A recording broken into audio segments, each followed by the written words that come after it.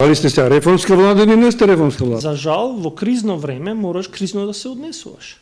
Ние веќе влегуваме во трета година со различни кризи. Ние се уште не сме излезени од ковид кризата. Иако ја забравевме затоа што секој се вели дека кога ќе дојде поголема криза забораваш на претходната. Ние бевме во ковид. Граѓаните дека им дадовте минимален за да не бидат напуштени од работа. Дадовте средства на фирмите. И тоа се заборави. Дадовте 1000 денара пензионерите, велат малку ни. Како да ви кажам, како опозицијата да ви ги јаде резултатите.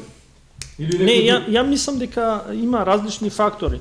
Ние од почетокот на кризата пред 2 години, вклучително и со енергетската криза, имаме потрошено над 1,7 милиарди евра пари за да помогнеме на граѓаните и на стопанството. Само последната сега енергетска криза начини над 615 милиони евра.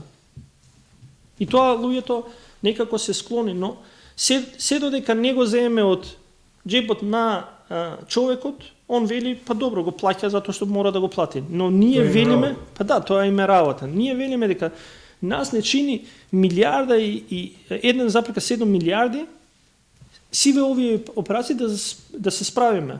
Јас дури памтам во времето кога ги носев на антикризните мерки за платежните картици, во кои што дававме ваучери, различни. Сите забравија. 700.000 наши сограѓани добија ваучери. И некој викаше дека тоа е подкуп. Ја реков гратис. Подкуп, гратис. И реков, тогаш еднаш имав една изјава, и реков да ги подкупевме 700.000 граѓани, ние ќе имавме 700.000 гласови и веројатно ќе владеевме како Бан Ки-мун. Ама ги немаме. И тоа укажува дека не е подкуп, туку парите отишле кај луѓето кои што навистина заслужуваат да би во тој одреден временски период да им биде помогнат.